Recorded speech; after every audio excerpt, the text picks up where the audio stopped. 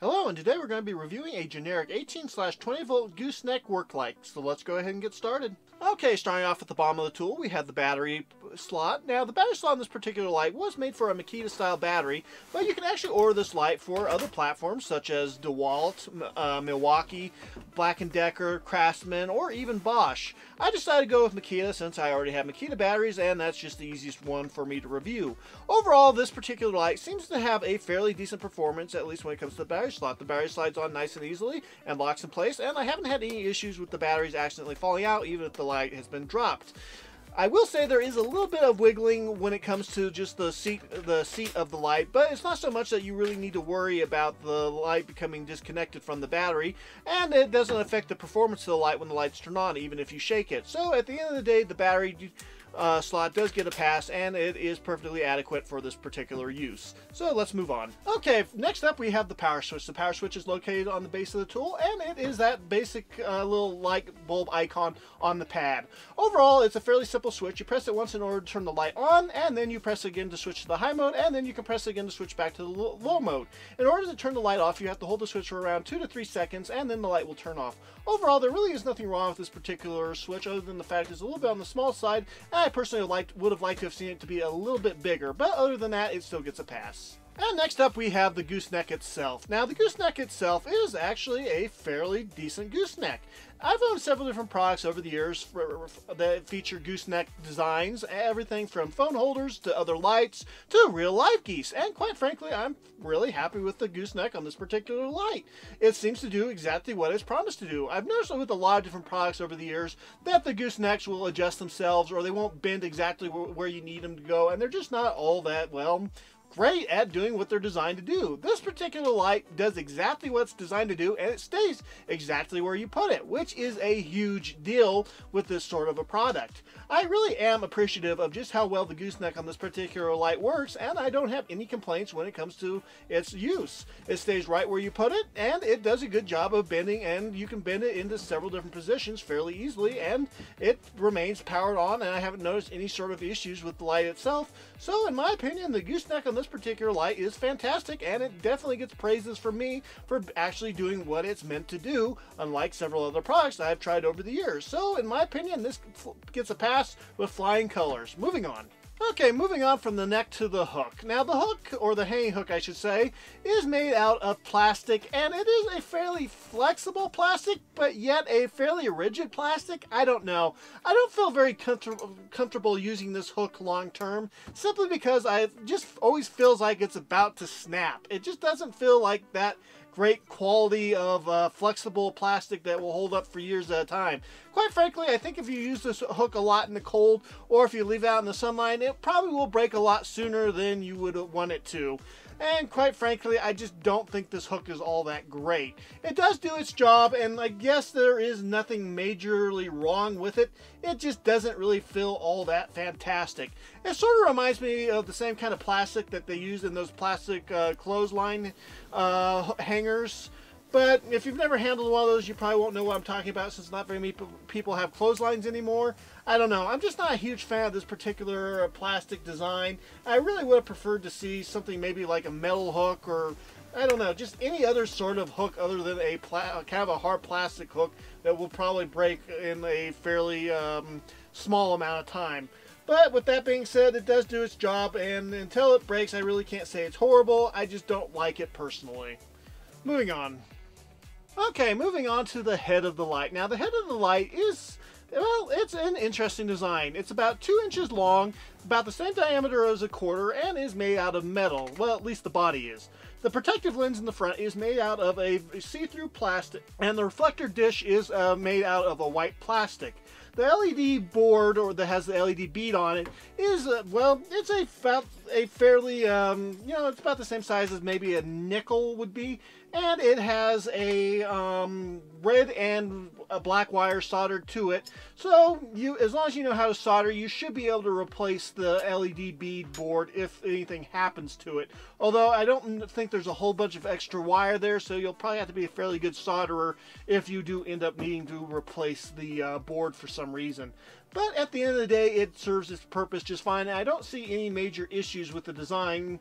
It's just not as well polished as something that you'd find from Ryobi or Dewalt or Makita or something like that. You get the point.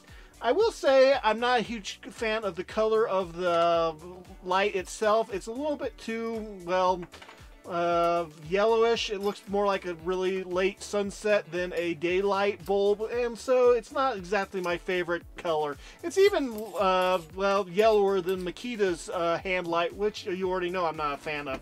But in some situations, it actually is a little bit nice. It gives you a little bit of an old-timey feel or fireside feel, even if there is no flickering to go along with it, which is a good thing.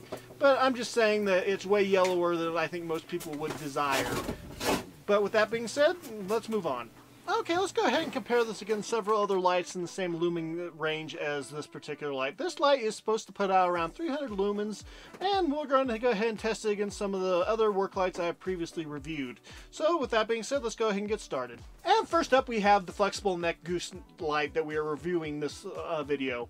Overall, it does an excellent job at keeping the light nice and evenly illuminated across the entire area in front of the light. The wood in the background is roughly about a foot to a foot and a half away from the light, and it's doing an excellent job at, well, dispersing the light in between each side of the frame. So overall, this is definitely a good mark for this particular light, and it will be an excellent light for working in tight spaces such as inside car engine compartments or underneath sinks. So quite frankly, it gets a flying pass for this particular test.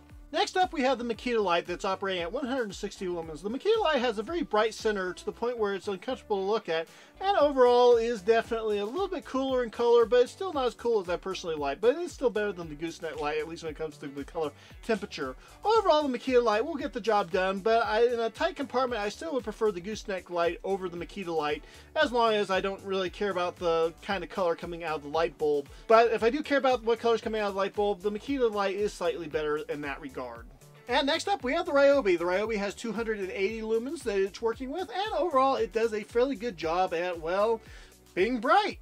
In fact, it's a little bit too bright in the center for it to be super useful in a tight space. Overall, the Gooseneck light is still the better light when it comes to being used in a tight space, and is definitely going to be the light I'm reaching for as long as whatever I'm doing has nothing to do with any sort of video work.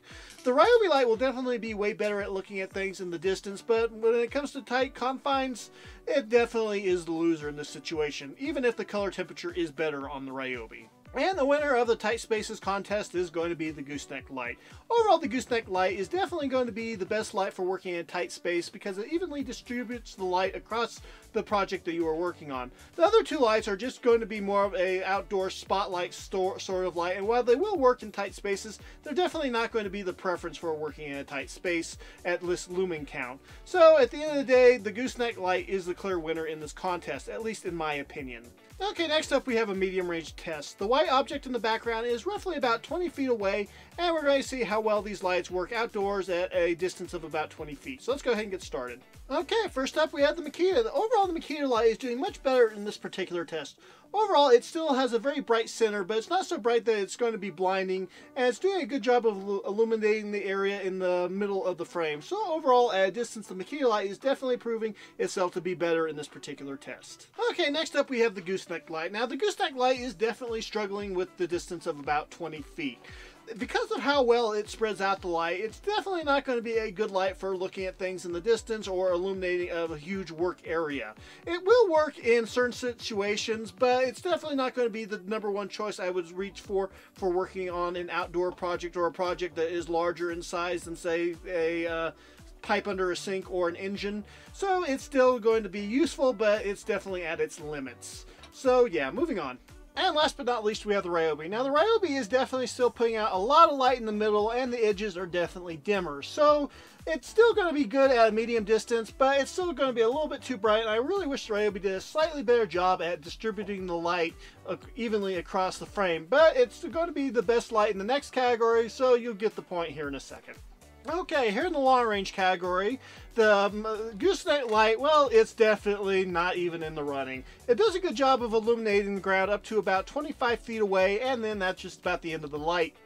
And you won't be able to see the object in the distance. So let's move on to the next light. And the next light is the Makita. The Makita is definitely allowing you to see the object that's about 85 to 90 feet away, and it's doing a good job of illuminating the space in between. So overall, the Makita light is definitely a much better light for, well, outdoor searchlight purposes than, say, the Gooseneck Light is. So in this particular category so far, the Makita is the winner, but that's about to change. And last but not least, we have the Ryobi. The Ryobi is definitely the clear winner when it comes to looking at things at a distance.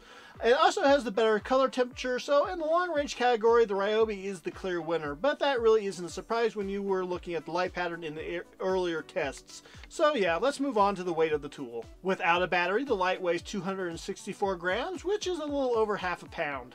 And with a 3 amp hour Makita battery, the light weighs about 872 grams, which is a little under 2 pounds. So overall, it's a fairly lightweight light. Okay, let's recap with the pros and cons. And the first pro would be the price. You can usually find this light for around $20, although this light has been getting slightly harder to find, but we'll cover that here in a second.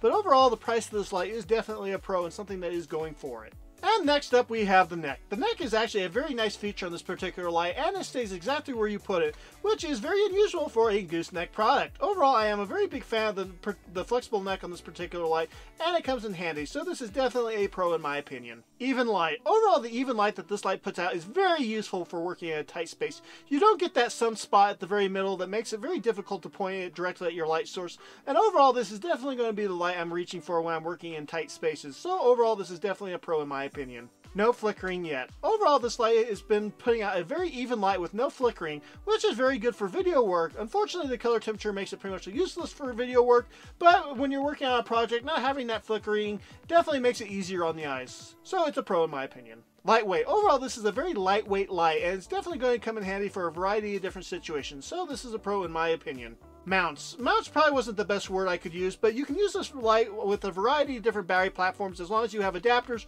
or buy a different light for each different battery platform. So quite frankly, this is definitely a useful and pro feature in my opinion, and as long as you have adapters, you can use this with a variety of different batteries. And the only meh is the build. Overall, the build on this particular light isn't fantastic, but it's not horrible either. I'd say it lands somewhere in the Black & Decker category of build. So quite frankly, it's perfectly acceptable and it will get the job done. And the first con is hard to find now. When I first purchased this light, you can find it under several different sellers on Amazon, but unfortunately, as time has passed, it is no longer available from several different sellers on Amazon. You can still find a couple different models on Amazon, but they're not prime and you're definitely going to have to pay more.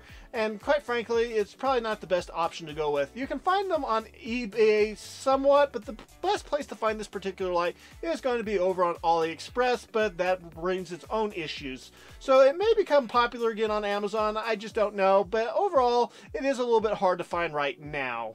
And the next con is the plastic hook. I'm just not a huge fan of this plastic hook. I don't think it's going to last long term.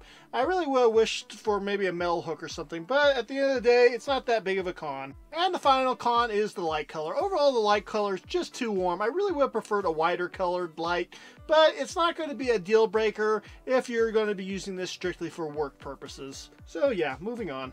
Okay, that's it for the pros and cons. Final thoughts on this particular light. Overall, I actually do like this light quite a bit. It does have some negatives about it, such as the light color and the fact it's kind of hard to find right now in that plastic hook. But overall, this is a very effective light for working in tight spaces or areas. And overall, I would recommend it to anyone who is looking for a light for a tight space or that needs even illumination. It would be nice if it was easier to find, but if you put the work or effort into it and you don't mind waiting a little while, you should be able to find one that will work for your battery system. So overall, this light does come recommended. And that is it for this particular video. If you liked it, please like and subscribe, and we will see you next time. God bless.